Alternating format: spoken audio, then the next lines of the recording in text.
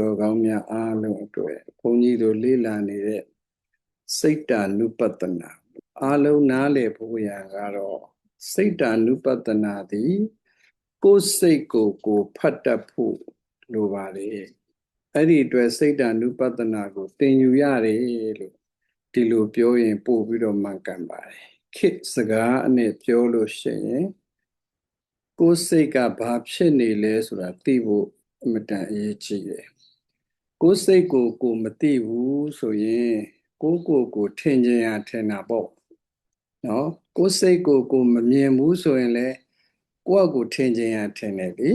ကိုဟုတ်ချင်လဲဟုတ်မယ်အထင်နဲ့သွားနေတာပေါ့အမှန်မကပြောက်ကိုထင်ကြင်ရထင်တယ်တွေးကြင်ရတွေးတယ်ကိုတွေးထားတာထင်ထားတာလေဟုတ်ချင်မှဟုတ်တယ်မှန်ချင်မှလည်းမှန်တယ်ဒါကြောင့်မို့ကိုထင်ရလုံနေကြတယ်ဆိုတာကိုယ်စိတ်ကိုမသိတဲ့လူတွေကကိုထင်ရကိုလုံတယ်ကိုထင်ရကိုအမှန်လို့ထင်တယ်အမှန်ကတတ်ရှိတယ်ကိုကထင်နေတာတတ်ရှိတယ်ကိုအတွေးပဲကိုအတွေးကကိုအမှန်လို့ဆုံးဖြတ်တယ်ကိုအတွေးတွေကနေပြီးတော့ကိုဟုတ်တယ်မဟုတ်ဘူးလို့ဆုံးဖြတ်တယ်အမှန်မမြင်ဘူးမတွေ့ဘူးကိုယ်စိတ်ကိုမတွေ့ရအောင်မမြင်ရအောင်မသိရအောင်မသိတော့ကိုလည်းဘာဖြစ်နေမှမသိအဲ့တော့ကိုဘာဖြစ်နေမှမသိတဲ့အတွက်ကိုလည်း control လုပ်လို့မရကိုလည်းဘယ်လို control လုပ်ရမယ်ဆိုတာမသိကိုယ်စိတ်ကိုလည်းဘယ်လိုစောင့်ရှောက်ရမယ်ဆိုတာမသိဘာဖြစ်လို့မသိလဲဆိုကိုယ်စိတ်ကိုမှဘာဖြစ်နေမှမသိတာဘာဖြစ်နေမှမသိသည့်အတွက်ကြောင့်ထင်ရပဲလေကိုထင်ရမြင်ရကိုယ်စိတ်ကိုတတ်မှတ်ချက်လုပ်ထားတယ်ကိုထင်ရမြင်ရတတ်မှတ်ချက်လို့စိတ်တ ानु ပတနာရှုမှတ်လိုက်တဲ့အခါမှာလိလာလိုက်တဲ့အခါမှာကွဲပြားသိသွားတယ်ငါစိတ်ကဒီလိုဖြစ်နေတာငါစိတ်ကဒါတွေဖြစ်နေတာငါစိတ်ကဒီလိုဖြစ်နေတာကငါစိတ်ကိုဟုတ်လားအဲ့စိတ်ရဲ့သဘာဝကိုသိသွားတာဒီတော့ဒီစိတ်ကဘာလုပ်တဲ့လဲဆိုတာနားလည်သွားတယ်ဒီစိတ်ကမကောင်းတဲ့စိတ်ဆိုတာကိုကသိသွားတယ်ကောင်းတဲ့စိတ်ဆိုတာလည်းကိုကသိသွားတယ်ဆိုလိုတဲ့သဘောကကိုကောင်းမကောင်းအရင်ခွဲရသူများကောင်းမကောင်းကြည့်ဖို့မလိုဘူးပေါ့ကိုကောင်းမကောင်းသိဖို့အရင်အရေးကြီးတယ်အဲ့တော့ကိုကောင်းမကောင်းကိုမသိတဲ့အတွက်စိတ်တ ानु ပတနာလေ့လာလိုက်တဲ့အခါကျတော့ကိုကောင်းမကောင်းသိသွားတယ်ငါမကောင်းပါလားငါကောင်းပါလားငါစိတ်ကဒါဖြစ်နေတာဒီဖြစ်နေတာကိုငါကမမြင်တာဒီလိုဖြစ်လာတာပေါ့နော်အဲ့တော့ကိုယ်စိတ်ရဲ့အခြေအနေကိုမတွေ့ဘူးမမြင်ဘူးဆိုလို့ရှိရင်ကိုယ်စိတ်ကိုနှိတ်ကွတဲ့နာလည်းမနှိတ်ကွဘူးချီးမြှောက်တဲ့နာလည်းမချီးမြှောက်ဘူးဆိုလိုတာကတော့မကောင်းတဲ့စိတ်ဖြစ်နေပြီဆိုနှိတ်ကွဖို့တာဝန်ရှိတယ်ကောင်းတဲ့စိတ်တွေဆိုရင်လည်းတိုးပွားအောင်ကြိုးစားဖို့တာဝန်ရှိသေးတယ်ပေါ့နော်အဲ့ဒီတာဝန်နဲ့ရက်ကိုထမ်းဆောင်ဖို့မကောင်းတဲ့စိတ်ကိုနှိတ်ကွဖို့တာဝန်ရှိတယ်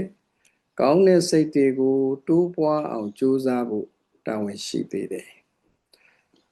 အဲ့ဒီလိုမှန်ကန်နားလည်သွားလို့ရှိရင်ဘဝခရီးတန်ရာခရီးကလည်းချမ်းသာဖြစ်မယ်အဲ့တော့ကိုယ်စိတ်ကိုဖတ်တတ်ဖို့ဟာအင်မတန်အရေးကြီးပါတယ်နော်အဲ့တော့စိတ်ရည်တည်းရဲ့သဘာဝတွေကအင်မတန်မှ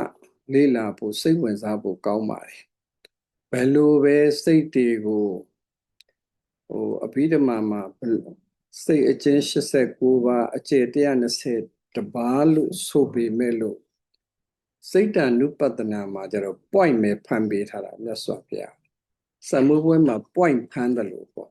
စိတ်တွေမှာအများဆုံးဖြစ်တတ်တဲ့အကုသိုလ်စိတ်တွေမှာဥဆောင်တဲ့စိတ်တွေ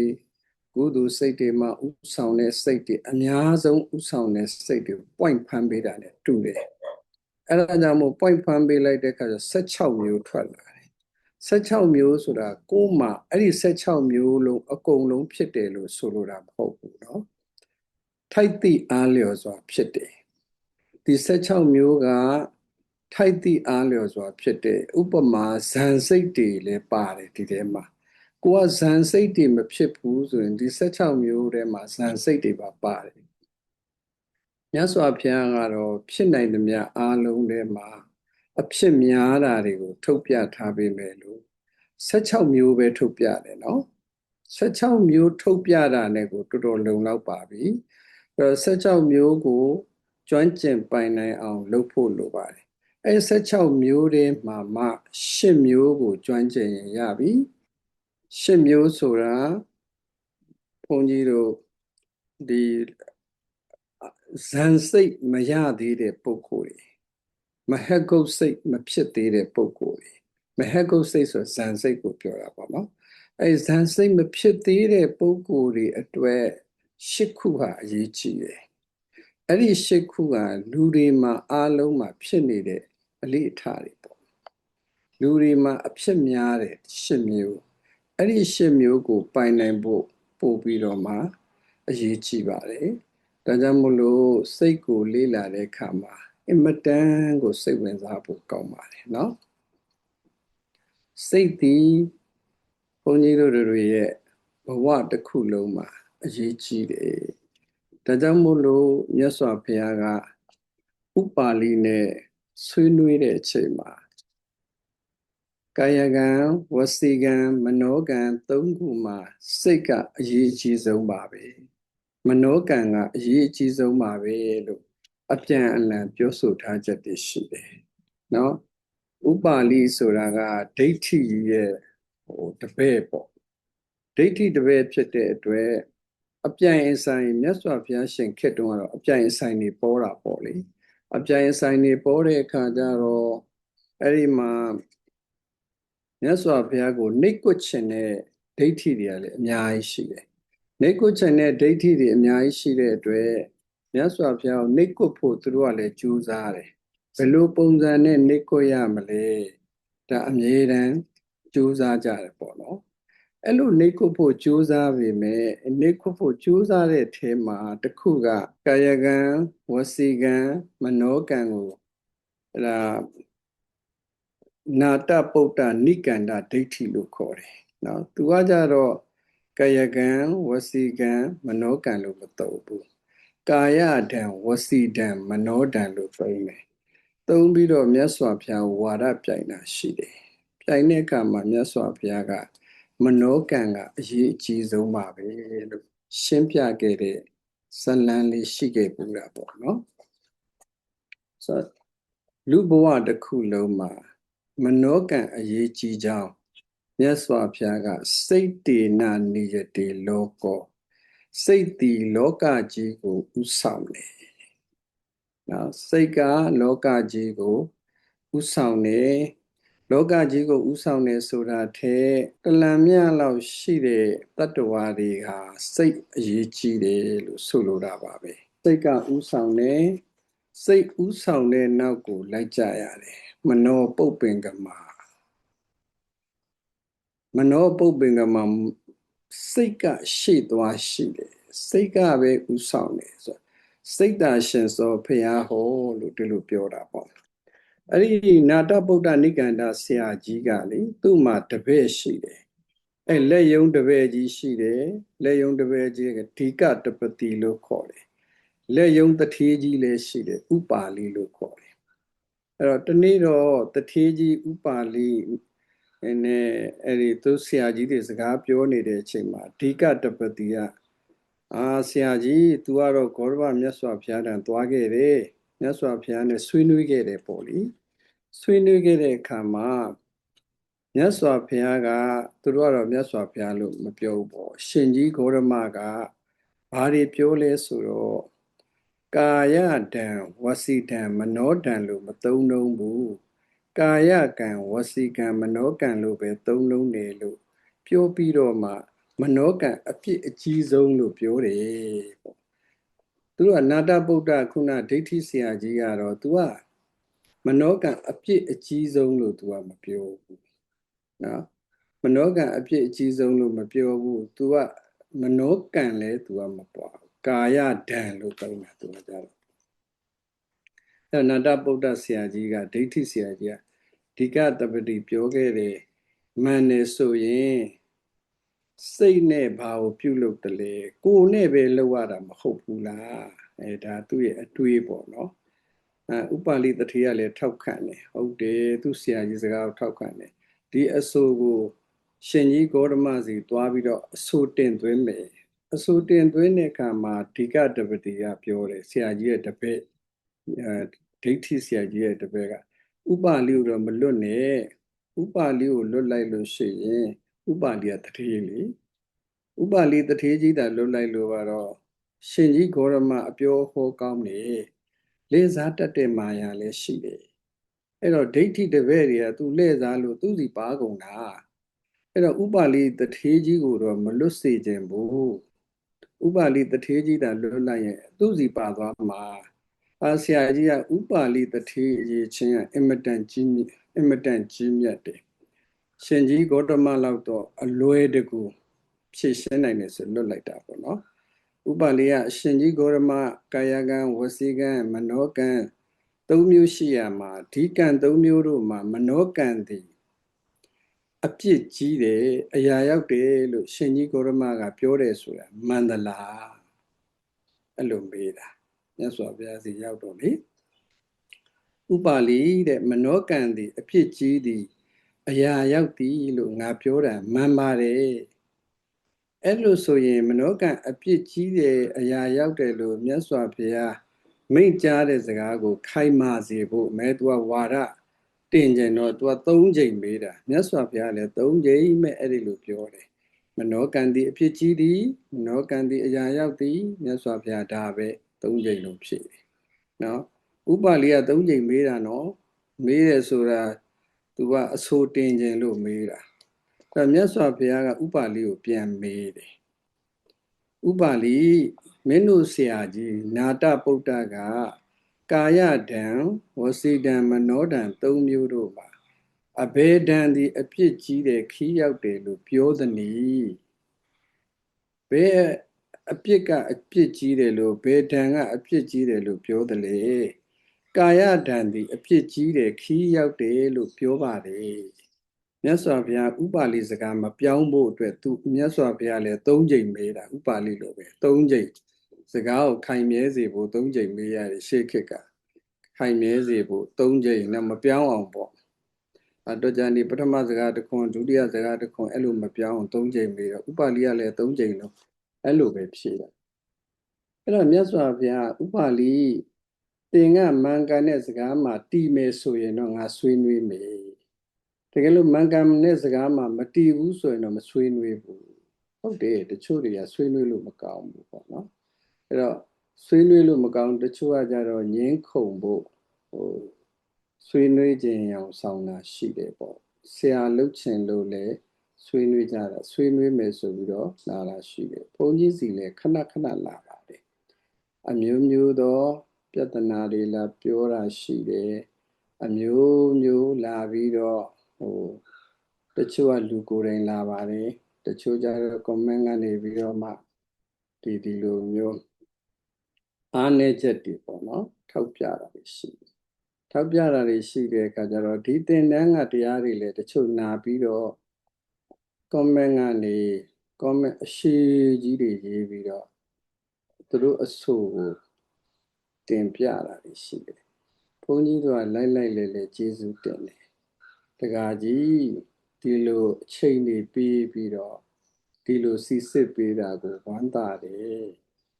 ဘာလို့လဲဆိုတော့တကားကြီးအနေနဲ့ဘုန်းကြီးရဲ့တရားတွေကိုတေချာနားထောင်နေဆိုတာထင်ရှားတယ်နားထောင်လို့ဒီလိုဟာလေးတွေအဖြစ်အနာစာဖြစ်မယ်ထင်တဲ့ဟာလေးတွေကိုတွေ့ရတာအဲ့လိုတွေ့ပြီးတော့ထောက်ပြတဲ့အတွက်တကားကြီးဒီလိုဂရုတစိုက်နားထောင်ပေးတာကိုကဘုန်းကြီးအတွက်ဖိုးတန်လာပြီအမတန်ကျေးဇူးတင်တယ်ဒီလိုပြောလိုက်တာပေါ့နော်သိကျေးဇူးတင်တယ်နောင်များအခွင့်သိရင်လည်းဒီလိုပဲထောက်ပြပါဒီလိုပဲရေးပါဖိတ်ခေါ်ပါလေအဲ့လိုပြောလိုက်တာပေါ့ဖိတ်ခေါ်ပါလေဆိုတဲ့အခါကျတော့ဆွေးနွေးတဲ့ပုံစံဖြစ်သွားတာပေါ့နော်အရင်တော့ကတော့အပြစ်ရှာတဲ့ပုံစံနဲ့လာတယ်နောက်တော့ဆွေးနွေးတဲ့ပုံဖြစ်သွားတယ်ဒီကကြီးဒီမှာသင်နေတဲ့သင်ယူနေတဲ့ သင်္นานသားတွေသူတော်ကောင်းတွေဆိုရင်တော့သိတယ်ဥပမာမနေ့ကပြောတဲ့စကားပေါ့ဘုန်းကြီးတို့ပြောလိုက်တဲ့စကားတွေမှာစိတ်တရားများလဲများတယ်မြန်လဲမြန်တယ်ဆိုဒါ तू ကထောက်တယ်စိတ်ကမများပါဘူးတဲ့စိတ်ကတစ်ခါမှတစ်ခုပဲဖြစ်တာဧကသမနာမှာဟုတစ်ချိန်မှာတစ်ခုပဲဖြစ်တယ်ဆိုတာဒီအသင်္นานသားတွေအားလုံးသိပြီးသားနော်ဒါပေမဲ့ဘုန်းကြီးတို့ကစကားပြောတဲ့အခါကျတော့ရှိရသင်ခဲ့ပြီးဖြစ်လို့တချို့ဟာတွေကတော့စကားအရာမှာပေါ်လွင်အောင်ပြောရတာရှိတယ်ပေါ့နော်ဒါပေမဲ့အားလုံးကသိနေတယ်နိသင်ပြီးသားတွေပေါ့ဒီလိုဟာတွေအဲ့ဒါကြောင့်သူ့လည်းပြောလိုက်တယ်တချို့ကိစ္စတွေကတော့သင်္นานသားတွေနားလည်ပြီးသားပါပြောပြီးသားတွေပါတချို့သောစကားအရာချောမွေ့အောင်ပြောရတာရှိပါတယ်စိတ်ကတခုပဲဖြစ်တယ်စိတ်တရားအများကြီးလို့ဘုန်းကြီးဒါစကားအရာကြတော့ဒီလိုပဲပြောရတယ်လေဒါပေမဲ့အားလုံးသိနေတာပဲဧကသမနာမှာဟုစိတ်ဒီတစ်ချိန်ကိုတစ်ခုပဲဖြစ်တယ်သင်ပြီးခဲ့ပြီနှစ်ခုပြိုင်၍မဖြစ်ပါဘူးဆိုတာသင်ပြီးခဲ့ပြီပေါ့နော်အဲ့ဒါတကကြီးကိုအဲ့ဒီလိုပြောပါတယ်ပြောတဲ့အခါကျတော့သူကျင့်납သွားတယ်ကျင့်납သွားပြီးတော့ဆွေးနွေးပေါ်ဆွေးနွေးဘက်ကလေးဖြစ်သွားတာပေါ့ဘုန်းကြီးကလည်းဆွေးနွေးပေါ်အနေနဲ့သတ်မှတ်ပါတယ်ဆွေးနွေးပါပြီးတော့ဖိတ်ခေါ်လိုက်ပါတယ်ဒါမျိုးတွေအများကြီးပေါ့နော်တချို့ကြတော့ကျောင်းအထိရောက်လာပြီးတော့အဆိုတင်တာတွေရှိတယ်အဲ့လိုပဲတချို့ကတော့လည်းဆရာလှုပ်ချင်လို့အဆိုတင်တာတွေရှိတယ်အမျိုးမျိုးတွေ့ရပါတယ်တွေ့ရတိုင်းငင်းခုန်တဲ့ဘက်ကိုဥမတီဖို့လိုတာပေါ့ဘုန်းကြီးကဘယ်တော့မှငင်းခုန်တဲ့ဘက်ကိုဥတီချက်မထားဘူးဒီလိုဆွေးနွေးပြီးတာကောင်းတယ်ဒီလိုထောက်ပြတာကောင်းတယ်နောင်လဲထောက်ပြပါနောင်လဲပြောပြပါဒီလိုပဲအမြဲတမ်းဖိတ်ခေါ်လေးရှိတယ်ဆန့်ကျင်ပဲမလုပ်ဘူးသူတို့ကိုရိုးတင်ပေးလိုက်တာပေါ့နော်သူတို့ပြောပေးတာဆိုပေးတာအတွက်သူတို့ဆရာကြီးနေရာထားလိုက်တာပေါ့လောကဝေါဟာရကျင့်납ကြတယ်နော်အဲ့တော့မာနမကြီးပါနဲ့လို့ဘုရားအမြဲပြောတာမာနကြီးလိုက်လို့ရှိရင်ကုသိုလ်ဝင်ပေါက်တွေအကုန်ပိတ်သွားတာမာနနည်းနည်းလေးလျှော့ကြည့်ကုသိုလ်တွေဝင်လာတာမာနများများလျှော့ကုသိုလ်တွေများများဝင်ပါတယ်နော်အဲ့တော့ကုသိုလ်မဝင်နိုင်အောင်ဖြစ်နေတယ်ဆိုရင်မာနကြီးလို့မာနကြီးလို့ကဲဥပါလိပဲရောက်သွားတော့မသိဥပါလိကိုမြတ်စွာဘုရားကလည်းစကားသုံးခွန်းဖြင့်၃ကြိမ်ပြောပြီးတော့တားလိုက်တယ်ပြောခိုင်မာအောင်လုပ်လိုက်တယ်ပေါ့ဥပါလိတင့်စကားမှန်ကန်သလားတင့်စကားမှန်ကန်တယ်ဆိုရင်မှန်ကန်ရုံနဲ့မကဘူးတင့်စကားတည်တယ်ဆိုရင်ငါဆွေးနွေးမယ်တချို့ကမတည်ဘူးလေဆွေးနွေးနဲ့ဟိုရောက်ဒီရောက်စကားမတည်ဘူးစကားမတည်တဲ့လူနဲ့ဆွေးနွေးလို့မဖြစ်ဘူး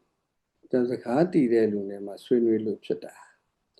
ဥပါလိငါပြောမဲ့စကားကိုသင်ဘလို့သဘောရတယ်လေနိကန္တိတယောက်ကဒိဋ္ဌိတယောက်ကအနာယောဂနှိစ္စနေတယ်ဆိုတော့ပြင်းပြင်းပြပြဒီဆင်းရဲဒုက္ခကိုလည်းခံစားနေရတယ်ဆိုတော့နိကန္တိတို့မြည်သည်ရေအေးကိုပယ်ပြီးတော့ရင်နွေးကိုပဲတောက်ရတယ်သူတို့ကရေအေးကိုပယ်လို့သူတို့ကအဲ့ဒိဋ္ဌိတွေကလေဒိဋ္ဌိတွေကသူကရေအေးမတောက်ရရေအေးကတဲ့ပိုးတွေပါတယ်တဲ့ပိုးတွေပါတဲ့အတွက်ရေအေးတောက်လို့ရှိရင်သူတို့အပြောနဲ့ဆိုအာဘတ်တင်တယ်ပေါ့ဒါကြောင့်သူတို့ကရေနွေးပဲတောက်တယ်တကယ်လို့အနာယောဂနှိစ္စနေတဲ့နိကန္တိတယောက်ကရေအေးကိုမတောက်ရတဲ့အတွက်ကြောင့်တည်ဆုံးသွားမယ်ဆိုပါတော့အဲ့ဒီတည်ဆုံးသွားတဲ့နိကန္တိတကြီးကဘယ်ဘုံကိုရောက်တယ်လို့သင်တို့ဆရာကဟောသတော်ဒီလိုမေးလိုက်တာအရှင်ဘုရားတဲ့ဆရာကတော့ဒိဋ္ဌိသူတို့ရဲ့ဆရာကြီးနာတပုတ္တဆရာကြီးကတော့စိတ်ကိုဆွဲလန်းခြင်းကြောင့်နတ်ပြည်ကြီးရှိတယ်နိကန္တတွေကအဲ့ဒီနတ်ပြည်၌ဖြစ်တယ်လို့ဟောပါတယ်နော်ဆိုလိုတာ သူတပည့်တွေမင်းတို့ကုန်နတ်ပြည်ရောက်ကြတာကြီးပဲစိတ်ကနတ်ပြည်ကိုပို့ရင်နတ်ပြည်ရောက်ပါတယ်ဒီလိုပြောတာပေါ့အဲ့ဒီဆရာကြီးကလေအဲ့ဒါဆိုရင်ဥပါလိအဲ့ဒီလိုဆိုရင်နော်စိတ်ဆွဲလန်းခြင်းကြောင့်ဖြစ်တယ်လို့ပြောတာလားမြတ်စွာဘုရားဥပါလိကိုဆင်ခြင်ပြောပါနော်သင်စကားကရှေ့နောက်မညီဘူးဖြစ်နေတယ်ကာယကြောင့်ရောက်တာမဟုတ်ဘူးလေသူဖြေလိုက်တာစိတ်ကြောင့်ရောက်တာလို့ဖြေလိုက်တာဟုတ်အဲ့တော့မြတ်စွာဘုရားသင်စကားတော့ရှေ့နောက်မညီတော့ဘူးသင်ပြောတော့ကတော့ကာယတံကအရေးပါတယ်ဆိုအခုကျတော့စိတ်ကြောင့်နှက်ပြီးရောက်တယ်ဆိုဒါဆိုရင်စိတ်ကအဓိကမဟုတ်ဘူးလားသင်ပြောတဲ့စကားရှေ့နောက်မညီဘူးဒီလိုပြောတာဥပလေးရလဲငါပြောတဲ့စကားကို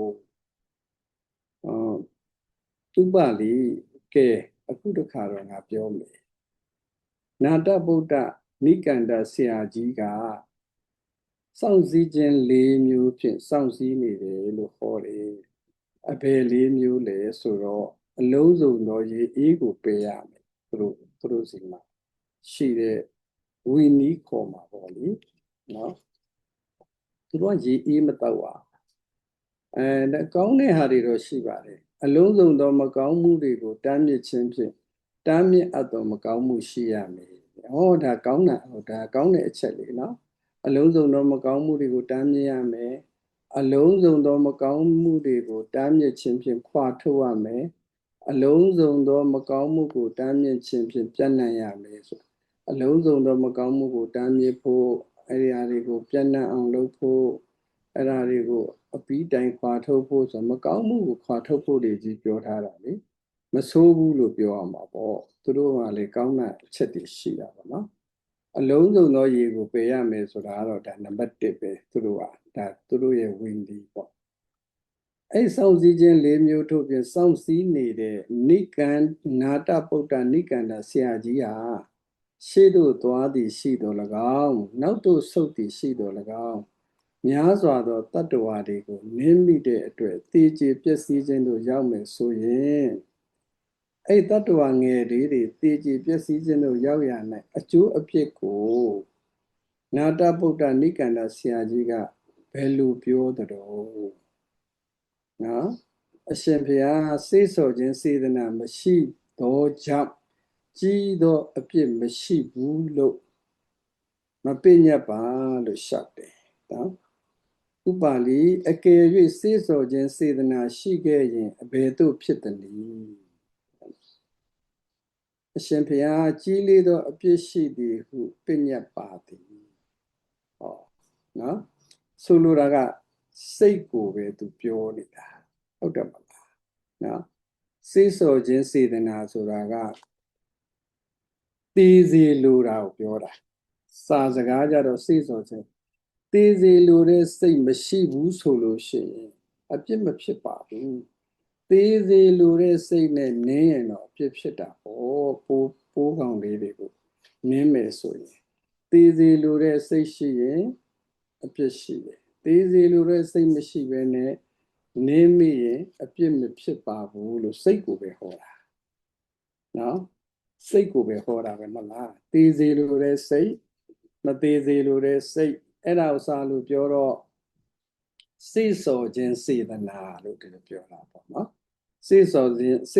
င်းစေတနာရှိခြင်းစေ့ဆော်ခြင်းစေတနာမရှိခြင်းလို့ဒီလိုပြောတာပေါ့အဲ့ဒီစေတနာကိုအဘယ်ဒံလို့ခေါ်တယ်လဲမနောဒံလို့ခေါ်ပါတယ်ဥပါလိစဉ်းစားပြီးတော့ပြောတော့မင်းစကားရှေ့နောက်မညီတော့ဘူးသူပြောထားတာပါတယ်နော်ကာယဒံကအဖြစ်ကြီးတယ်လို့ပြောထားတာလေအခုဖြေနေတာကြတော့သူအဖြေရပါဖြစ်နေတာမနောကံအဖြစ်ကြီးကြောင်းနေကြီးပဲဖြေနေတာပဲသူကနော်ဘာပဲမေးအဲ့ဒီလိုဖြစ်နေတယ်ဥပါလိငါပြောမဲ့စကားကိုသင်ဘယ်လိုသဘောရသလဲဥမာအမတန်စီကားလာလေနာလန္ဒမြို့မှာရှိတဲ့လူတွေကိုယောက်ျားတစ်ယောက်ကဓာတန်လက်ကိုယူပြီးတော့မှအသားပုံဖြစ်အောင်ခုတ်မယ်ဆိုပြီးတော့ကျိန်းဝါပြီးတော့တခဏချင်းအသားစုဖြစ်အောင်ခုတ်နိုင်သလားစ စဉ်းစားကြည့်ပေါ့နော်နာလန္ဒမြို့မှာရှိတဲ့လူတွေအားလုံးကိုဓာတ်ကိုယူပြီးတော့တဲ့အသားပုံတွေဖြစ်အောင်တစ်မြို့လုံးဆိုတော့ခုတ်နိုင်ဖို့မလွယ်ဘူးလေတစ်မြို့လုံးဆိုတော့နော်တယောက်တည်းဆိုရင်တော့ခုတ်ကောင်းခုတ်နိုင်မှာပေါ့ဒီနေရာမှာတော့တစ်မြို့လုံးပြောတာဟုတ်အရှင်ဘုရားအင်မတန်စီကားတဲ့နာလန္ဒမြို့မှာရှိတဲ့လူတွေကိုတနခဏချင်းအသားစုအသားပုံဖြစ်အောင်ယောက်ျားတစ်ယောက်မက10ယောက်အယောက်တရာခုတ်တော်လဲမဖြစ်နိုင်ပါဘူးဟုတ်တာပေါ့နော်မဖြစ်ကောင်းပြီဥပါလိတဲ့ဥပမာတဲ့စိတ်တကူ80ပတ်ရှိသောယတိဖြစ်စေယမနဖြစ်စေစိတ်တကူနဲ့ဒီလိုစီကားတဲ့နလန္ဒမြို့မှာရှိတဲ့လူတွေကိုပြာကြအောင်အဋိဋ္ဌံခဲ့မယ်ဆိုရင်နလန္ဒမြို့ကြီးကတခဏအတွင်းမိနစ်ပိုင်းလေးနဲ့ပြာကြမသွားနိုင်ဘူးလားတဲ့ဒီလိုမေးတယ်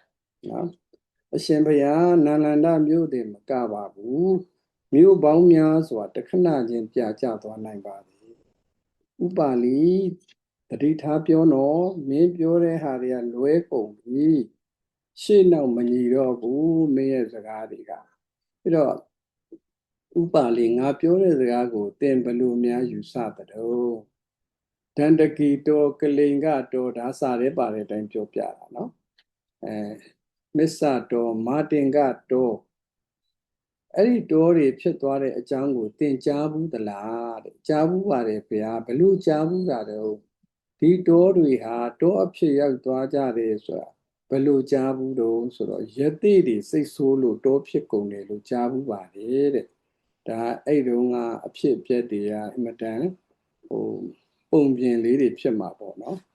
ယတိတွေစိတ်ဆိုးလို့တဲ့တောတွေဖြစ်ကုန်တယ်လို့ကြားဘူးတယ်ဥပါလိသတိထားပြောနော်တဲ့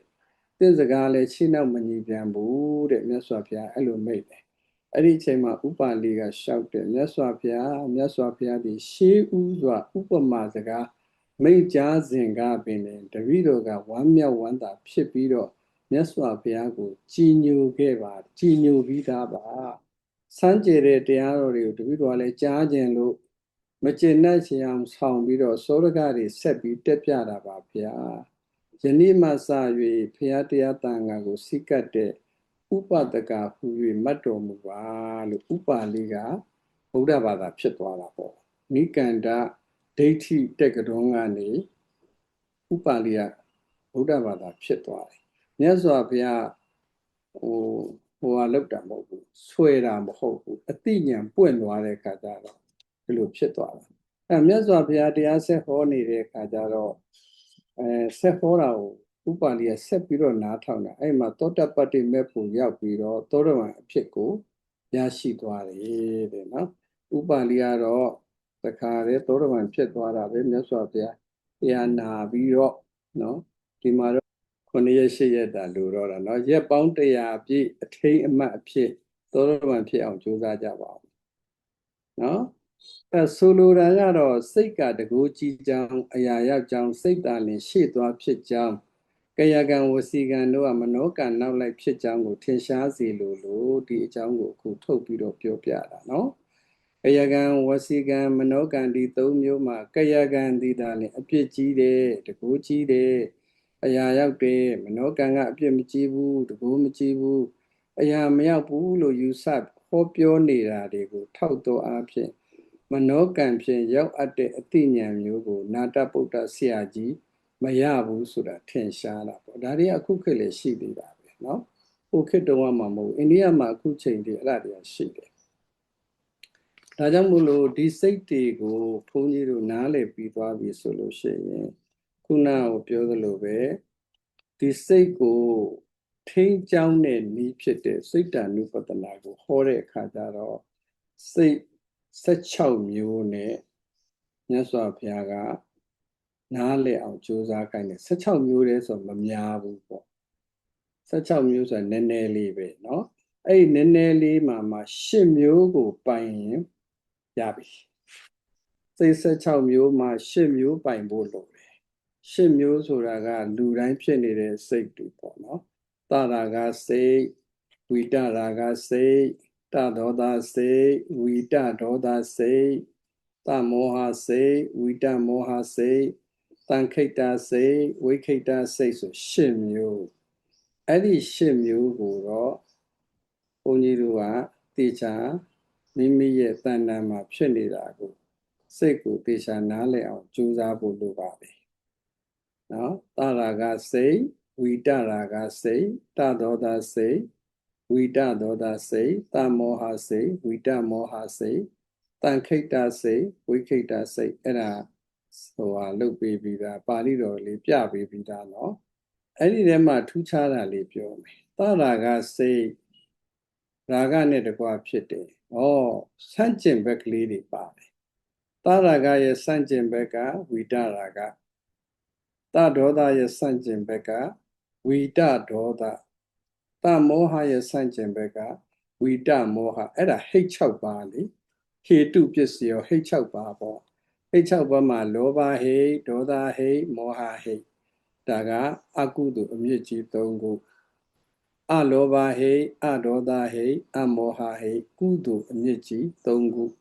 လူတွေကိုရှင်သန်အောင်လုပ်နေတဲ့အမြစ်ကြီး3ခုကုသိုလ်နဲ့လည်းရှင်သန်ကြတယ်အကုသိုလ်နဲ့လည်းရှင်သန်ကြတယ်အမြစ်ကြီးတွေကုသိုလ်ဖြစ်ကြောင်းအမြစ်ကြီးတွေပေါ့အကုသိုလ်ဖြစ်ကြောင်းအမြစ်ကြီးတွေပေါ့အဲဒါကြောင့်ဟေတုပစ္စယောလောကမှာဖြစ်လာတဲ့အကြောင်းတွေကဟေတုဟိတ်တွေအဲ့ဒီဟိတ်တွေကိုပဲတိတ္တ ानु ပဒနာမှာထည့်ပြီးတော့ပြောတာနော်6ခုပါဟေတုပစ္စယောကိုဘုန်းကြီးတို့လာလေးလာသင်ယူပြီးတော့ကျင့်သုံးနေတာ ਨੇ အတူတူပါပဲလောဘဟိတ်ဒေါသဟိတ်မောဟဟိတ်အလောဘဟိတ်အဒေါသဟိတ်အမောဟဟိတ်ကောင်းတဲ့ဟိတ်တွေတန်ခိတ္တစိတ်နဲ့ဝိခိတ္တစိတ်ကတော့နှစ်ခုလုံးမကောင်းအဲ့ဒါတော့မကောင်းနှစ်ခုတွဲထားတယ်သူကတန်ခိတ္တစိတ်ဆိုတာထိနာမိတ်တနဲ့ရှင်တဲ့စိတ်အိမ်ငိုက်တဲ့စိတ်ပေါ့ဆုံးနစ်တဲ့စိတ်ပေါ့အိမ်ငိုက်တာတခုတည်းမဟုတ်ဘူးသူကပြင်းတာတွေးဝေတာမလှုပ်ချင်တာအဲ့ဒါတွေပါတယ်တန်ခိတ္တစိတ်ဆိုတာဝိခိတ္တစိတ်ဆိုတာပြန့်လွင့်တာပေါ့နော်စိတ်မတည်ငြိမ်တာပြန့်လွင့်တာဆိုတော့ခေါ်နဲ့ရှစ်ကတော့နှစ်ခုလုံးကစမ်းကျင်ပဲမဟုတ်ပဲねမကောင်းတဲ့စိတ်နှစ်ခုတွဲထားတာအဲ့တော့ရှစ်မျိုးပေါ့နော်ရှစ်မျိုးတရာဂစိတ်ဝိတရာဂစိတ်တဒေါသစိတ်ဝိတဒေါသစိတ်တမောဟစိတ်ဝိတမောဟစိတ်တန်ခိတ္တစိတ်ဝိခိတ္တစိတ်အဲ့ဒီရှစ်မျိုးလေးကိုဒီကနေ့နည်းနည်းပြောပြမယ်နော်စိတ်ကိုရှုမှတ်ဖို့မြတ်စွာဘုရားသင်တဲ့အခါကျတော့ကထေသဘိက္ခွေဘိက္ခုစိတ်တေစိတ်တ ानु ပတိဝိဟရတိ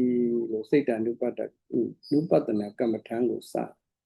ဘိက္ခုယဟန်တို့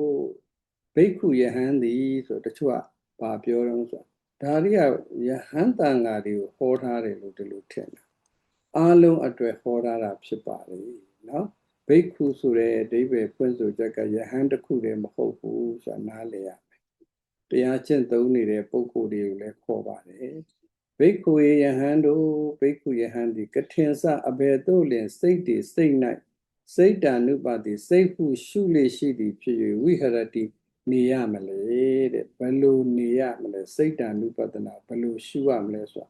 နံပါတ်1အများဆုံးအဖြစ်အများဆုံးရာဂစိတ်ပဲလောဘစိတ်လို့လည်းခေါ်တယ်ရာဂစိတ်လို့လည်းခေါ်တယ်ခေါ်တဲ့ဟာတွေကအများကြီးပေါ့နော်ဣဒဘိက္ခဝေဘိက္ခုတရာဂံဝါစိတ်တံတရာဂံစိတ်တံတိပဇာနာတိဘိက္ခုယဟန်တို့ဣဒငါဖျားရဲ့သာသနာတော်၌ဘိက္ခုယဟန်သည်တရာဂံဝါစိတ်တံမိမိတန်တာ၌ရာဂနဲ့တကွဖြစ်သောစိတ်ဖြစ်သည်ကိုမူလဲမိမိတန်တာမှာရာဂနဲ့တကွဖြစ်သောစိတ်ဖြစ်သည်ကိုမူလဲတရာဂံဝါစိတ်တံတိရာဂနဲ့တကွဖြစ်သောဝါရာဂရှိသောစိတ်ဖြစ်သည်ဟူ၍ပဇာနာတိတိ၏ရာဂရှိသောစိတ်ဖြစ်နေတယ်ဟူ၍ပဇာနာတိတိ၏ဝါတိအောင်ဆင်ခြင်း၏တိအောင်ဆင်ခြင်းပါဝိတရာဂံဝါစိတ်တံဝိတရာဂံစိတ်တံတိပဇာနာတိဝိတရာဂံဝါစိတ်တံရာဂကင်းတဲ့စိတ်ရှိနေတာကိုလည်းပဲဝိတရာဂံစိတ်တံတိရာဂကင်းသောစိတ်ရှိနေသည်ဟူ၍ပဇာနာတိတိ၏ဝါတိအောင်ဆင်ခြင်း၏တိအောင်ဆင်ခြင်းပါ စိတ်တ ानु ပတနာကိုပွားတယ်ဆိုတာမိမိစိတ်ကိုမပြတ်သိအောင်နှလုံးသွင်းဆင်ခြင်တာပေါ့မပြတ်တမ်းသိနေလားဓမ္မသိမယ်မိမိစိတ်အစဉ်သည်အခုအချိန်မှာဘယ်လိုစိတ်မျိုးဖြစ်နေသလဲကုသိုလ်စိတ်ပဲဖြစ်နေသလားအကုသိုလ်စိတ်ဖြစ်သလားအကုသိုလ်စိတ်ဆိုရင်လည်းလောဘလားဒေါသလားမောဟလားဒါစသုံးအားဖြင့်တော့ရာဂပေါ့နော်ရာဂစိတ်ဖြစ်နေသလားရာဂကင်းတဲ့စိတ်ဖြစ်နေသလားရာဂစိတ်ဖြစ်ရင်လည်းမိမိတဏ္ဍာမှာရာဂစိတ်ဖြစ်နေတယ်လို့သိအောင်လို့ကြိုးစားရမယ်ရာဂစိတ်ကအမြဲရှိတယ်လေအဲ့ဒါမသိတာပေါ့မရှိဘူးထင်နေတော့မမြင်ဘူးပေါ့မြင်အောင်အရင်လုပ်ဖို့လိုတယ်သူကမြင်အောင်အရင်လုပ်ခိုင်းတာရာဂကင်းသောစိတ်ဖြစ်လေရာဂကင်းသောစိတ်ဖြစ်နေတယ်လို့သိအောင်ဆင်ကြရရာဂစိတ်ကအမြဲအများဆုံးနော်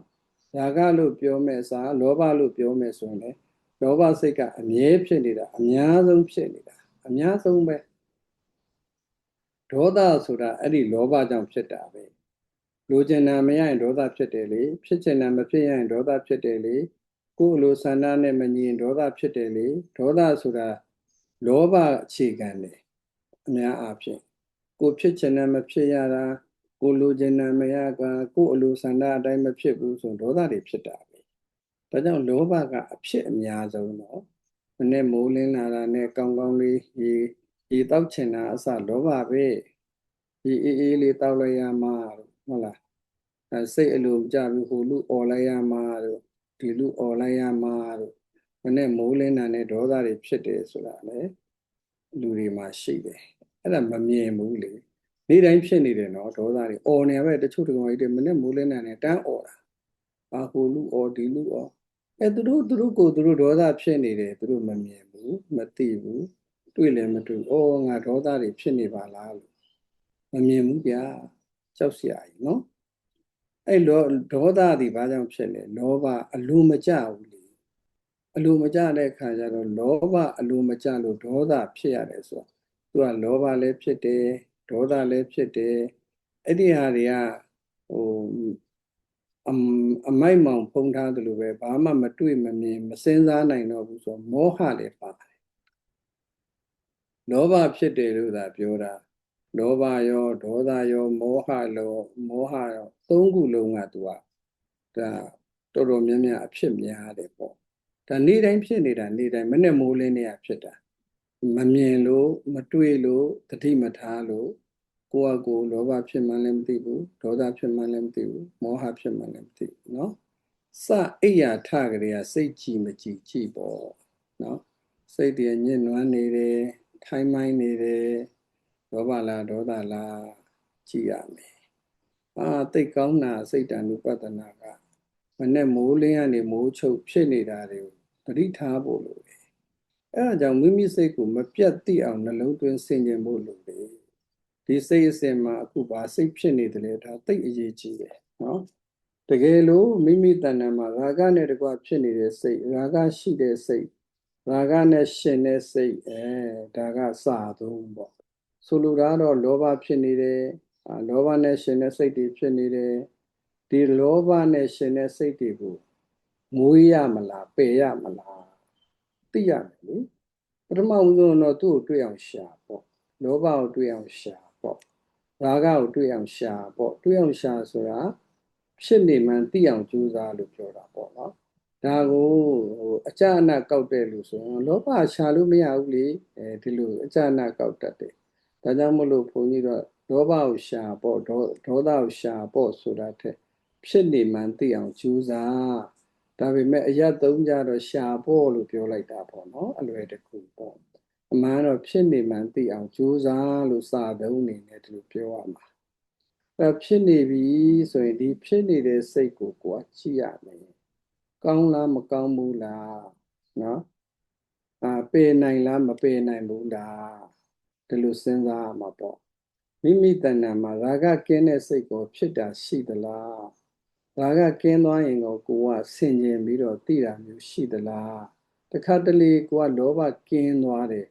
ဘယ်လိုအခြေအနေမှာကင်းတတ်တုံးဆိုရင်ဝိပဿနာလောကနဲ့ပြောရင်တော့လောဘကိုရှုတဲ့အချိန်မှာရှုရင်လည်းလောဘအားနေသွားတာသူအားမကြည့်တော့ အာမကြည့်ဘဲနဲ့တဖြည်းဖြည်းနဲ့ငြိမ်ပြီးပြတ်တောက်သွားတယ်ဆိုအော်လောဘကုန်သွားပြီဟိုမဲ့ကြံဖုန်ညာနဲ့ကုန်တာမဟုတ်ဘူးရှုမှတ်လို့ကုန်တဲ့အကုန်မျိုးလောဘကနေသူကဘာပြောင်းသွားတယ်ဆိုအလောဘပြောင်းသွားလောဘမရှိတော့ဘူးစိတ်တူကနေစိတ်ကလေးကြည်သွားပြီအေးသွားပြီဆိုအော်ငါလောဘကင်းသွားပြီဒါကရှုမှတ်မှုနဲ့ဒါမှမဟုတ်စင်ကြယ်မှုနဲ့ကင်းတာပေါ့အကြအနကောက်တဲ့ပုဂ္ဂိုလ်တွေကဟာလောဘကင်းမဉ္ဇဉ်ပူဉ္ဇဉ်စိုက်နေပြီလားဒီလိုပြောစရာရှိတာပေါ့နော်ဘုန်းကြီးတို့ကစင်ကြယ်ဉာဏ်နဲ့လည်းကင်းအောင်လုပ်လို့ရတယ်ရှုမှတ်မှုနဲ့လည်းကင်းအောင်လုပ်လို့ရတယ်တည်ငါပေါ့ခဏပေါ့အဲ့ဒီခဏလေးမှာပဲဖြစ်သွားတယ်စင်ကြယ်လို့ပဲလောဘကင်းကင်းရှုမှတ်လို့ပဲလောဘကင်းကင်းဘယ်လိုပဲလောဘကင်းပါစေကင်းခိုက်ကလေးမှာလောဘလေးတော့ကင်းသွားပြီဟာစိတ်ကလေးတော့ကြည်သွားပြီကြည်သွားတော့ငါအမြင်လေးကြည်သွားပြီစိတ်ကလေးအေးသွားပြီဆိုငါစိတ်ကလေးမှာလောဘမဖြစ်တော့ဘူးလို့အဲ့ဒီကင်းသွားတာလေးလည်းအတိမတ်ပြုလိုက်ပါဦးနဲ့ဆိုလိုတာကဒေါသကြီးပဲရှုခိုင်းတာမဟုတ်ဘူးဒေါသကင်းတာလည်းရှုဖို့လိုတယ်နော်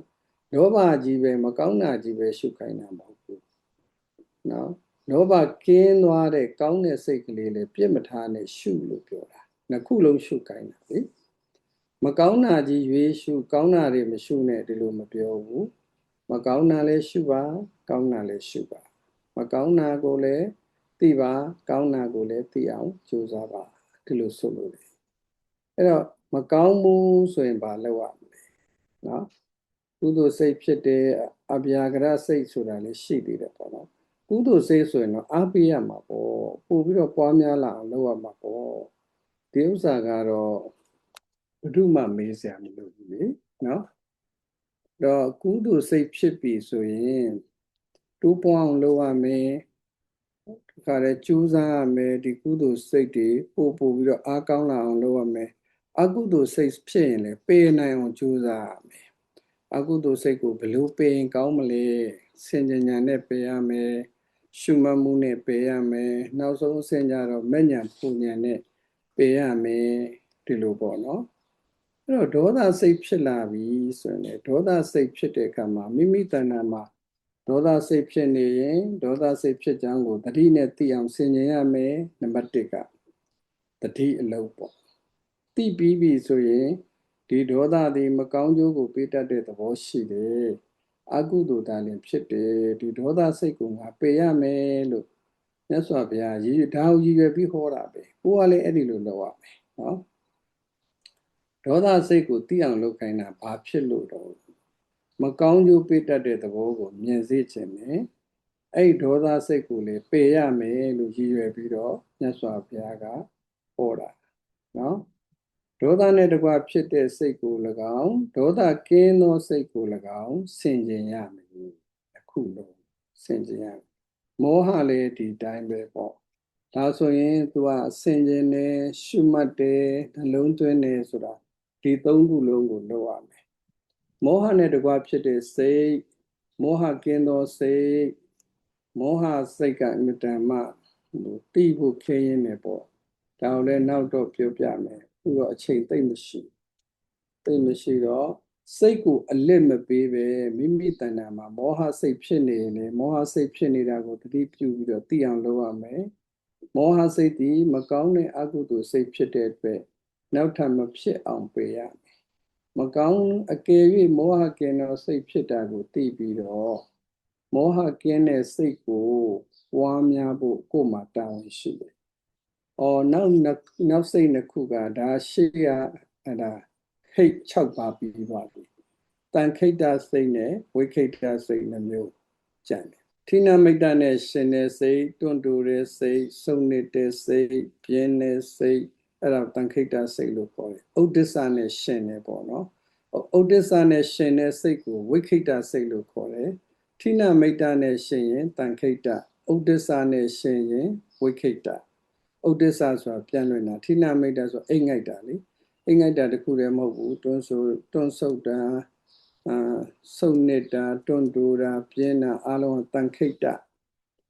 ဒ္ဒစ္စနဲ့ရှင်တဲ့စိတ်ဆိုတော့ ပြန့်လွင့်တဲ့စိတ်ဝိခိတသူကနှစ်ခုလုံးမကောင်းဘူးနော်ဌိနမိတ်တနဲ့ရှင်တဲ့စိတ်ဖြစ်လည်းမကောင်းဘူးဥဒ္ဒစနဲ့ရှင်တဲ့စိတ်လည်းဖြစ်တယ်မကောင်းမိမိတဏ္ဍာမှာဌိနမိတ်တနဲ့ရှင်ပြီးတော့တွန့်တူဆုံးနေတဲ့စိတ်တွေဖြစ်နေရင်လေငါတဏ္ဍာမှာအလုတ်ကိစ္စမှန်သမျှဆောင်ရွက်လို့သောစိတ်မရှိဘူးတက်တက်ကြွကြွမရှိဘူးထိုင်းတိုင်းမိုင်းမိုင်းတွန့်ဆုတ်နေတဲ့စိတ်ဖြစ်နေတယ်ဆိုရင်တန်ခိတ္တစိတ်တွေဖြစ်နေပြီဒီတန်ခိတ္တစိတ်ကတော့ပယ်မှရမယ်ဆိုပြီးတော့စင်ကြယ်နှလုံးသွင်းပြီးရှုမှတ်ရမယ်ပြာပုံပေါ်ကိုခဲကြလိုက်တဲ့အခါမှာ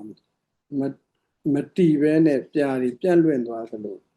အဲ့ဒါပြန့်လွင့်သွားတဲ့စိတ်မျိုးရှိရင်ဒါကိုကျတော့ဝိခိတ္တလို့ခေါ်တယ်အဲ့ဒီဝိခိတ္တစိတ်ကလည်းအမတန်ပြန့်လွင့်နေမတည်ငြိမ်ဘူးတရားထိုင်လို့ရှိရင်ခါတဲ့တီအောင်လုပ်လို့မရဘူးဆိုဝိခိတ္တစိတ်အဲ့ပြန့်လွင့်တဲ့စိတ်ကလေးကိုလည်းထိမ့်သိမ့်ဖို့လိုပါတယ်ပြန့်လွင့်တဲ့စိတ်ကလေးတွေကိုလည်းသမာဓိဖြစ်အောင်ထိမ့်သိမ့်ရမှာပေါ့နော်အာယုံတစ်ခုတည်းမှာယက်တည်နိုင်အောင်ထိမ့်သိမ့်စောင့်ရှောက်ဖို့လိုတယ်သူတို့နှစ်ခုကတော့အားထုတ်နေတဲ့ဘဝနာကိုအားနေအောင်လုပ်တတ်တယ်တန်ခိတ္တစိတ်ရောဝိခိတ္တစိတ်ရောကိုတရားအားထုတ်လို့ဒါတွေကလည်းအများဆုံးဝင်တာပဲတန်ခိတ္တလည်းဝင်တာပဲတစ်ခါတလေပြင်းတယ်တစ်ခါတလေစိတ်မပါဘူးတစ်ခါတလေကြတော့လည်းပြန့်လွင့်နေဒါတွေကတန်ခိတ္တနဲ့ဝိခိတ္တတရားအားထုတ်တဲ့လူတွေကအများဆုံးဖြစ်တယ်နော်နှစ်ခုလုံးမကောင်းဘူး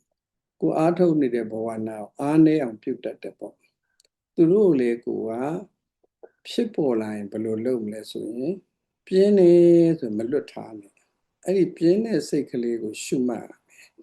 ပြန့်လွင့်နေဆိုလည်းမလွတ်ထားနဲ့ပြန့်လွင့်တဲ့စိတ်ကိုရှုမှတ်ဖို့လိုတယ်နော်စိတ်တွေကထိုင်းမိုင်းသွားပြီဆိုရင်ထိုင်းမိုင်းတာလွတ်မထားနဲ့အဲ့ဒီထိုင်းမိုင်းတဲ့စိတ်ကိုရှုမှတ်ဖို့လိုတယ်တက်တက်ကြွကြွဖြစ်နေတဲ့စိတ်ဖြစ်သလားမတက်ကြွတော့ဘူးလားအလုပ်တွေကိုမဆောင်ရွက်ချင်တော့ဘူးလားတရားမထိုင်ချင်တော့ဘူးအာမထုတ်ချင်တော့ဘူးလားအဲ့လိုဖြစ်နေပြီလားဖြစ်နေရင်အဲ့ဒါတွေကိုလွတ်မထားရဘူးသူကအဲ့ဒီစိတ်ကိုကြည့်ရမယ်ကြည့်မှအဲ့ဒီကကြော်လွားနိုင်မှာနော်အဲ့ဒီတွန်းဆုတ်တဲ့စိတ်တွေပြန့်လွင့်တဲ့စိတ်တွေဆိုတော်တော်များများဖြစ်တယ်ဖြစ်တော့ယောဂီအများစုကအဲ့ဒါကိုတရားမှတ်ရမယ်လို့မထင်ဘူးမယူဆတဲ့ခါကျတော့ဒီတိုင်းပဲလွတ်ထားတာဖောင်းတဲ့ပိန်နဲ့မှတရားလို့ထင်တယ်ဝင်လေထွက်လေမှပဲတရားလို့ထင်တယ်ဒီစိတ်ပြန့်လွင့်တာတွေကတော့တရားလို့မထင်ဘူးတခါတည်းပြင်းတဲ့စိတ်တွေဖြစ်လာတယ်တွန်းဆုတ်တဲ့စိတ်တွေဖြစ်လာတယ်ထိုင်မိုင်းတဲ့စိတ်တွေဖြစ်လာရင်သူကတရားလို့မထင်တရားလို့မထင်တော့မှတ်ကြမမှတ်ပဲနဲ့ဘယ်လိုဖြစ်မှမသိဘူးတရားမထိုင်ခြင်းပြင်းလိုက်တာအဲ့ဒါမှတ်လေအဲ့ဒါရှုမှတ်ရမှာဒါတရားအနေနဲ့ပြောတာပေါ့နော်စင်ကြင်ရမှာအဲ့ဒါတွေကိုဖြောက်ရမှာဒီလိုနားလည်ဖို့လိုတယ်အများအားဖြင့်တန်ခိတ္တစိတ်နဲ့ဝိခိတ္တစိတ်ကိုရှုမှတ်เสียရဲ့လို့ဘယ်သူမှမယူဆကြဘူးအဲ့ဒါကြောင့်မရှုမှတ်ကြဘူးမရှုမှတ်တဲ့အတွက်အဲ့ဒီအခြေအနေကနေလည်းမကြော်လွားနိုင်ကြဘူးမရှုမှတ်တော့လေဒါကြောင့်ဒီအခြေအနေဆိုတွေကနေကြော်လွားဖို့မြတ်စွာဘုရားကတန်ခိတ္တံဝါစိတ်တံတန်ခိတ္တံစိတ်တံတိပဇာနာတိဝိခိတ္တံဝါစိတ်တံဝိခိတ္တံစိတ်တံတိပဇာနာတိတန်ခိတ္တစိတ်ကိုလည်းပဇာနာတိလုပ်ပါဝိခိတ္တစိတ်ကိုလည်းပဇာနာတိလုပ်ပါလို့ဟောတာဟောပဇာနာတိလုပ်ခိုင်းတယ်အဲ့တော့အခုပြောပြတဲ့ရှစ်မျိုးကအကုန်လုံးဒိဋ္ဌိနဲ့ရှင်တယ်နော်ဒိဋ္ဌိနဲ့ရှင်တဲ့စိတ်တွေဖြစ်တယ်အဲ့ဒါနားလည်ရမယ်သိအောင်လည်းဆင်ခြင်ရမယ်ဒိဋ္ဌိကင်းတဲ့စိတ်တွေမဟုတ်ကြဘူးအဲဒိဋ္ဌိကင်းတဲ့စိတ်တွေကြတော့ကိုကသိရမယ်လေဒိဋ္ဌိဆိုတာလည်းသိရမယ်နော်ဒီစိတ်တွေမှာဥပမာအလောဘဖြစ်တယ်ကောင်းတဲ့စိတ်တိုင်းဒိဋ္ဌိကင်းတာမဟုတ်ဘူးကောင်းတဲ့စိတ်ဖြစ်ပေမဲ့လို့ဒိဋ္ဌိကင်းအောင်နှလုံးသွင်းနိုင်မှာကင်းမှာနော်အလောဘအဒေါသအမောဟဖြစ်တဲ့ကောင်းတဲ့စိတ်တွေဖြစ်ရင်တော့မှပဲဒိဋ္ဌိကင်းကြမှာကင်းပါတယ်ဒါကြောင့်ဒါဒိဋ္ဌိနဲ့ရှင်တဲ့စိတ်တွေဖြစ်တယ်ဒိဋ္ဌိနဲ့ရှင်တဲ့စိတ်တွေဖြစ်ရင်ဒိဋ္ဌိနဲ့ရှင်တဲ့စိတ်လို့သိရမယ်သိအောင်လည်းဆင်ញင်တဲ့မယ်ဒိဋ္ဌိ ကင်းတဲ့စိတ်ဖြစ်ရင်လည်းဒိဋ္ဌိကင်းတဲ့စိတ်တွေလို့သိရမယ်ဒိဋ္ဌိနဲ့ရှင်တဲ့စိတ်သည်ပေအပ်သောစိတ်ဟုတ်တယ်မလားဒိဋ္ဌိကင်းသောစိတ်သည်ပွားများအပ်သောစိတ်ဆိုဒီရှစ်မျိုးဟာဒိဋ္ဌိနဲ့ဒိဋ္ဌိအဖြစ်များတယ်ဒိဋ္ဌိအဝင်များတယ်လို့ခေါ်တာပေါ့နော်ဒီဒိဋ္ဌိကိုလည်းတရားအားထုတ်တဲ့လူကနားလည်ထားအောင်မယ်ဒါနားလည်တဲ့ဟာပေါ့နော်အဲ့တော့9 နာရီဆိုတော့နည်းနည်းလေးပြောဦးမှာတယ်တရာဂစိတ်ကလေးကြောင့်ဒုက္ခရောက်ပုံလေးနည်းနည်းပြောပြနော်ရာဂစိတ်ဖြစ်ရင်တော့အဲ့ဒါလည်းပြောဖို့မလိုဘူးဖြစ်နေဟုတ်လားအကုန်ဒုက္ခရောက်နေကြတာဆိုတော့လေလောဘကြောင့်အကုန်လုံးဒုက္ခရောက်နေကြတယ်ရာဂစိတ်ဖြစ်လို့အကုန်လုံးဒုက္ခရောက်နေကြတယ်ပြောဖို့လိုသေးလားနားထောင်ခြင်းသေးသလားဒါလူတိုင်းဖြစ်နေတာထင်တယ်ဒီကနေ့ခေတ်ဇက်လန်းတွေအများကြီး story တွေအများကြီးရှိမှာပါရာဂကြောင့်ဒုက္ခရောက်တာဟိုမှာလူတက်မှုဖြစ်ပြန်ပြီဟိုကဖြစ်ပြန်ပြီဒီဟာဖြစ်ပြန်ပြီရာဂကြောင့်နာမည်ဆိုးတွေဖြစ်ရတယ်ထောင်နေကြရတယ်ဆိုရာဂစိတ်ကြောင့်ပဲရာဂစိတ်ကိုမရှုမှတ်လို့အကျယ်ကြီးကြည့်လို့ရတယ်ဒီရှစ်မျိုးကိုလောကမှာပုံစံမျိုးစုံနဲ့ဖြစ်နေတာနော်ဒေါသကြောင့်ပဲဖြစ်ဖြစ်ရာဂကြောင့်ပဲဖြစ်ဖြစ်တခါလေစိတ်ကဘာမှမသိလောက်အောင်မိုက်မဲနေတဲ့လူတွေကိုလို့ဒီမှာထောင်နေကြနာမည်တွေပြည့်အမျိုးမျိုးသောဒုက္ခတွေရောက်အမျိုးမျိုးသောစီးပွားတွေပြည့်မိသားစုတွေပြည့်ဆိုတာဒီဟာတွေပဲဒီဟာတွေကိုမထိန်ခြင်းရဲ့အကျိုးကျေးဇူးပေါ့နော်ရာဂကိုမထိန်ဘူးဒေါသကိုမထိန်ဘူးမောဟကိုမထိန်ဘူးအလုံးစုံပျက်စီးကြောင်းလောကကြီးအလုံးစုံပျက်စီးကြောင်းပဲပုံစံမျိုးစုံနဲ့ပျက်စီးကြောင်းအဲ့ပျက်စီးနေတဲ့လူတွေကိုကြည့်လိုက်ပေါ့ဟိုဘုန်းကြီးဆိုရင်ဟိုမှာဘယ်မှာဘာဖြစ်တဲ့ဘလို့လှုပ်သွားတယ်တတ်သွားတယ်ဟိုကဖြစ်သွားတယ်အဲ့ဒါကိုဇလန်စတိုရီကိုကြည့်ပြီးစိတ်တ ानु ပတ္တနာအမြဲတမ်းဆင်ခြင်တယ်ဒီဟာကသူ့လောဘကြောင့်ဖြစ်တာဒါသူ့ရဲ့ဒေါသကြောင့်ဖြစ်တာပဲဒါသူ့ရဲ့မောဟကြောင့်ဖြစ်တာလူတွေရဲ့ဆင်းရဲဒုက္ခတွေဖြစ်နေတဲ့ story တွေအားလုံးကြည့်လောဘဒေါသမောဟကဲ Israel American Iran ကြည့်မယ်နော်ကြည့်မယ်လူတွေဖျောက်လိုက်ကြည့်လိုက်လောဘတွေပေါ်လာမယ်ဒေါသတွေပေါ်လာမယ်မောဟတွေပေါ်လာလူတွေကိုဖျောက်ပြီးကြည့်လိုက်သူတို့ရဲ့လောဘတွေကြောင့်ဒီလိုအခြေအနေတွေဖြစ်နေဒေါသတွေကြောင့်ဒီလိုအခြေအနေဖြစ်နေတာဒါကဒီသုံးခုကိုပဲနမူနာပေးတာပေါ့ကျန်တာတွေအားလုံးကိုလည်းကြည့်မြန်မာပြည်ရဲ့စနစ်ကြီးကိုပဲကြည့်ဘယ်အနေထားကြည့်လူကိုဖျောက်ပြီးကြည့်ဖျောက်လိုက်ကြည့်လူတွေကိုဖျောက်ပြီးကြည့်လိုက်လို့ရှိရင်ပေါ်လာမယ်လောဘတွေဒေါသတွေမောဟဒါကသူ့ရဲ့လောဘပဲလူတွေရဲ့လောဘပဲဒေါသပဲမောဟတွေပဲဒါတွေကဒီသုံးခုပဲဒီတစ်ကမ္ဘာလုံးကိုနှိမ့်ဆက်နေတာနော်လူတွေကိုအများဆုံးနှိမ့်ဆက်နေတာဒါမြင်အောင်ကြည့်လို့ရတယ်မြင်အောင်ကြည့်လို့ရတယ်မင်းကုန်းဆရာတော်ကြီးကလေပြောတယ်မိခုံတောက်နေတယ်တဲ့ကဘာကြီးဟာတဲ့လောဘမိတွေဟုံတောက်နေတယ်ဒေါသမီတွေဟုံတောက်နေပါဆရာတော်ကြီးလက်ထက်ကလေးအဲ့လိုပြောတာနော်ခုမှပြောတာမဟုတ်ဘူးဆိုမိခုံတောက်တယ်ဆိုတာဆရာတော်ကြီးကဘာပြောတာလဲဆိုသူကတကဘာလုံးလူတွေကိုဖျောက်ပြီးတော့ဆရာတော်ကြီးကြည့်ပုံရတယ်လူတွေကိုဖျောက်ပြီးတော့ကြည့်လိုက်တဲ့အခါကျတော့လူတွေမှာလောဘတွေဘလောက်အားကြီးလဲဆိုဆရာတော်ကြီးမြင်တယ်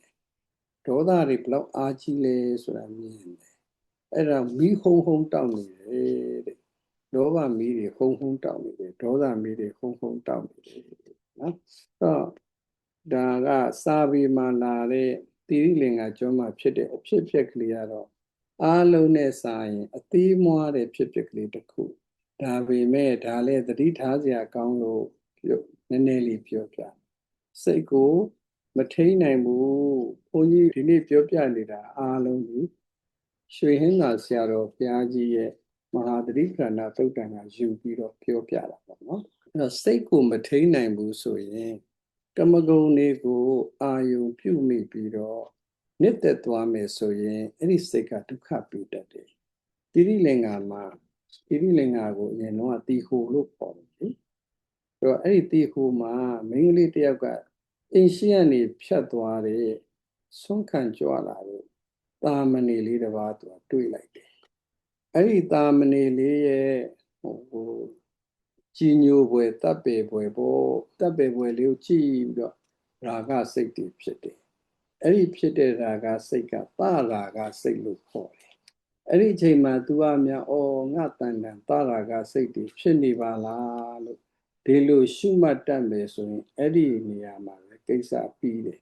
ဘာပြဿနာမှဖြစ်တော့နော်ပြဿနာဖြစ်ရှင်းနိုင်တယ်ပေါ့ဒါပေမဲ့ तू ကသူ့ကိုယ်သူသရာဂစိတ်ဖြစ်နေမှမသိဘူးရာဂစိတ်တွေဖြစ်နေမှမသိဘူးတရားနဲ့ပေရမှလည်းမသိဘူးစင်ញင်နိုင်စွမ်းမှလည်းမသိတဲ့အခါကျတော့အဲ့ဒီတာမဏေလေးကိုရင်လေးကိုမရရင်တော့ကျမတော့သိရတော့မှာပဲလို့မိဘတွေကိုဖွင့်ပြောတယ်ပူဇာတယ်ပေါ့ရှင်းတော့အဲ့လိုမျိုးတွေခက်များများဇက်လန်းတွေမှာတွေ့ရတယ်မရရင်သိတော့မယ်ဆိုတကယ်သိကြတာနော်ဘလောက်ပူလောင်တယ်လဲဆိုတာနော်မိဘတွေကလည်းတဲ့အမျိုးမျိုးချော့မော့ပြောဆိုပေမဲ့လည်းသမီးကမရအောင်တဲ့နော်သမီးအသက်ကိုငဲ့ကွက်မယ်ဆိုရင်တာမဏေထံသွားပြီးတော့အကျိုးအကြောင်းပြောပြီးတော့လူဝစ်လဲခိုင်းပါတကယ်လို့လူဝစ်မလဲဘူးဆိုရင်တော့သူကတော့သိရမှာပဲတာမဏေကလည်းမိန်းကလေးကိုတွေ့ဘူးမြင်ဘူးတာလည်းမဟုတ်ဘူးလေသူကသာဖြတ်သွားတာမိန်းကလေးကသာမြင်တာသူကမပဲသိမယ်ချောသလားလာသလားဘလို့ရဲ့ဘာရဲ့မသိဘူးနောက်ပြီးတော့သာသနာတော်မှာလည်းအများအားဖြင့်ပျော်ပိုက်ကြတာများတယ်အဲ့တော့ဘုန်းကြီးတွေလူထွက်တယ်ဆိုတချို့ကမိမလိုခြင်းလို့ထင်နေကြမိမလိုခြင်းလို့ထွက်တာမဟုတ်ဘူးဘုန်းကြီးတွေမှာလည်းဘုန်းကြီးလောကရန်ဆိုတာရှိတယ်တချို့ကဒကာဒကမတွေနှိမ့်ဆက်လို့ထွက်ရတာရှိတယ်နော်ဒကာဒကမတွေကအမျိုးမျိုးအဖုံဖုံလောက်တာတွေကိုမခံနိုင်လို့ထွက်ရတာတွေလည်းရှိတယ်အများကြီးပဲအဲ့ဒီအများဆုံးကဒကာဒကမဒဏ်ကိုမခံနိုင်တဲ့အခါထွက်ရတယ်။ဘာလို့ဆိုအပေါ်စီးကနေချုပ်ကန်ပြီးတော့အမျိုးမျိုးလုပ်တဲ့အခါကျတော့စိတ်ညစ်ပြီးတော့ထွက်သွားတာတွေအများကြီးဘုန်းကြီးတို့တငယ်ချင်းတွေလည်းအများကြီးတွေ့ဘူးတယ်။နော်။ဘုန်းကြီးတငယ်ချင်းတစ်ပါးဆိုရင်သူ့เจ้าကိုเจ้าမှရဆောက်ပေးတယ်။ဆောက်ပေးပြီးတော့အမျိုးမျိုးပြောဆိုတဲ့အခါကျငါတဲ့ဒီเจ้าကြီးကိုတဲ့ဘူဇာနဲ့ထိုးပလိုက်ချင်တယ်လိုချင်တော့ဘလောက်ပူလောင်တယ်လဲဆိုတော့အလှပစ္စည်းလက်ခံပြီးတော့ပူလောင်ရတာဘုန်းကြီးတွေကအဲ့ဒါလူတွေနားမလဲဘူးအလှပစ္စည်းလှူတိုင်းစိတ်ချမ်းသာတာမဟုတ်လှူပြီးတော့တောင်ပြောမြောက်ပြောတောင်အမျိုးမျိုးတရားခံစစ်တယ်လို့စစ်သေးတာတစ်ခါတလေကြာတရားတရားပြက်ပြက်သားသားနဲ့မလှူဘူးသူတို့လှူတဲ့အလှကိုဘယ်လိုလုပ်ထားတာလဲဘယ်လိုလဲဘယ်ညာလဲဘာဖြစ်တယ်ညာအင်မတန်စိတ်ပင်ပန်းစရာရှိတယ်ကိုပဲတရားနှလုံးသွင်းနေတဲ့ပုဂ္ဂိုလ်တွေကတော့တန်တဲ့ကိစ္စတွေကိုဘာမှမစဉ်းစားတဲ့လူကတော့ငြိမ်းချမ်းတာပေါ့ဒါပေမဲ့လူတိုင်းကလည်းတရားနဲ့မနေနိုင်ဘူးလေဟုတ်တယ်မလားသာသနာအလုပ်ဆိုတာလေတရားအလုပ်တစ်ခုတည်းနဲ့မပြီးဘူးလေကျန်တဲ့အများကြီးလောက်ရသေးတာပရိယပရိပတ်အကုန်လုံးရှိသေးတာဒါမျိုးကျေပြတ်လာတယ်နော်တာမဏေကမပြောတာမဟုတ်ပြောတယ်မိန်းကလေးလည်းမမြင်ဘူးသာသနာမှာလည်းသူကပြောနေတော့လူမထွက်ဘူးလို့ညင်းလိုက်တာပေါ့တာမဏေလည်းညင်းလိုက်ရောအဲ့ဒီမိန်းကလေးတဏ္ဍာမှာဖြစ်နေတဲ့ရာဂစိတ်ကိုဖြောက်လို့မရတတိထားကြအဲ့ဒီဥစ္စာနော်ဖြောက်လို့မရဘူးပို့ပြီးတော့ပြင်းထန်လာတော့ဒါရင်ကွဲနာကြသေးတယ်ဆိုအဲ့ဒါပဲပူလောင်ပြီးသေးတာပေါ့ရာဂကြောင့်ဒေါသဖြစ်သွားပြီလေအဲ့ဒီချိန်သူလိုချင်တာမရတယ်ဒေါမနတဝေဒနာဒေါသဝေဒနာအဲ့ဒါတွေသူစိတ်မချမ်းသာတဲ့ဝေဒနာအဲ့ဒါဒေါမနတဝေဒနာပေါ့အဲ့ဒါအယံပြင်းထန်လာတဲ့အခါကျတော့သေဆုံးသွားတယ်မိန်းကလေးကတော့သေသွားပြီရာဂကြောင့်သေအဲ့ဒီမိန်းကလေးသေဆုံးတော့အဲ့ဒီမိန်းကလေးဝတ်ထားတဲ့အဝတ်ကိုအနေကထိုင်ခေါ်တာပေါ့နော်ထိုင်ခင်းလေးချုပ်ပြီးတော့မိဘတွေငါသမီးကဒီကိုရင်လေးသူအမတန်နှစ်သက်တာပြီးတော့ဒီထိုင်ခင်းလေးကိုရင်သွားလူအောင်မယ်ဆိုပြီးအဲ့တာမနေမှာအဲ့ထိုင်ခင်းလေးသွားလူတာသွားလူတဲ့အခါကျမှပို့ဆိုးသွားတယ်အဲ့တာမနေရလေနော်သွားလူတော့သူကအမတန်တိမ်မွေးနူးညံ့ကောင်းမွန်တဲ့အဝတ်အထည်လေးဖြစ်တဲ့အခါကျတော့ဒီအဝတ်ကလေးကလေနူးညံ့လိုက်တာတိမ်မွေးလိုက်တာဒီဟာကိုဝတ်ထားတဲ့မိန်းကလေးကလေဘလောက်များတိမ်မွေးလှပလိုက်မလဲမြင်လည်းမမြင်ဘူးပဲနဲ့ နော်သိမ်မွေးလာပါလိုက်မလဲဆိုပြီးတော့အဲ့ဒီမိန်းကလေးကိုသူကလည်းတန်းတာတယ်နှစ်သက်တဲ့စိတ်တွေဖြစ်ပြီးတော့နောင်တပေါ့ဩငါမှားသွားတယ်ပေါ့ဒီမိန်းကလေးငါလူထွက်လိုက်ရင်ကောင်းသားပေါ့အဲ့ဒီမှာအတွေးတွေကအများကြီးဖြစ်ပြီးတော့ခုနလိုပဲစိတ်တွေမချမ်းသာစိတ်မချမ်းသာတော့အဲ့ဒီတာမဏေကလည်းဆုံးသွားတယ်ရာဂကနှစ်ယောက်လုံးကိုလောင်သွားတာနော်ဘုန်းကြီးပြောကြတာကတော့ကောင်မလေးရာဂကိုကြည့်မမြင်ဘူးမတွေ့ဘူးပဲနဲ့တာမဏေကသူ့ကိုသိတာမဟုတ်ဘူးမသိတဲ့လူတယောက်ကိုဒီလိုဖြစ်နေတဲ့စိတ်ကိုမစင်ကြင်နိုင်ဘူးတာမဏေကကြတော့ပို့ဆိုးတယ်လေမတွေးတဲ့လူကိုသူဘာလို့ဆွဲလန်းနေတာလဲဟုတ်တယ်မလားမတွေးတဲ့လူကိုအတွေးနဲ့ဆွဲလန်းနေတာဒါကြောင့်မဟာဗောဓိမြိုင်ဆရာတော်ကြီးကအမြဲပြောတယ်ခင်ဗျားတို့တရားမှတ်ခိုင်းနေဆိုတာတရားရှာခိုင်းတာမဟုတ်ဘူးတဲ့မတွေးဖို့မှတ်ခိုင်းတာဆရာတော်ကြီးအမြဲမိတ်တယ်နော်ခင်ဗျားတို့တရားမှတ်ခိုင်းနေဆိုတာတဲ့ကိလေသာဆိုတာတိကျရှိတာမဟုတ်ဘူးတဲ့အတွေးရှိလို့ကိလေသာရှိတာတဲ့ဆရာတော်ကြီးအဲ့လိုမိတ်တယ်နော်ကိလေသာဆိုတာတိကျရှိတာမဟုတ်ဘူးခင်ဗျားတို့တွေးလို့တဲ့အဲ့ဒီကိလေသာတွေလာတာတဲ့အဲ့မတွေးအောင်ခင်ဗျားတို့တရားမှတ်ခိုင်းတာဘုန်းကြီးအဲ့ဒါလေးသဘောကျတယ်တရားမှတ်ရင်မတွေးအောင်တရားမှတ်ကြပေါ့ဆရာတော်ကြီးပြောတယ်အတွေးဝင်လာရင်ကိလေသာလောဘသို့မဟုတ်ဒေါသတော့ဝင်လာပဲနော်ဒါကြောင့်မတွေးအောင်မှတ်ဖို့လိုတယ်ဒီတာမဏေလေးတည်သွားတာအတွေးကြောင့်တည်တာပဲရာဂစိတ်ဖြစ်သွားတယ်အတွေးရနေပြီးမင်္ဂလေးလေးကဘယ်လိုသာမှမြင်လည်းမမြင်ဘူးပဲနဲ့တွေးရင်တွေးနေစိတ်ကူးတွေရင်နဲ့နောက်ဆုံးတော့အသက်ဆုံးရှုံးရတဲ့ဘဝမျိုးရောက်သွားတယ်နော်ရာဂရဲ့နှိစ္စပုံဘလောက်ဆိုးတယ်လေဆိုတာဒါကတီဟိုမှာဖြစ်တဲ့ story ပေါ့ဒီကနေ့ခေတ် story တွေကအဲ့ဒီထက်ဆိုးမယ်ထင်တယ်နော်ဒါဘုန်းကြီးတို့ကိုအရာမဟုတ်ဘူးလူလောကမှာတော့ဘလောက်များအဖြစ်များကြမလဲပေါ့နော်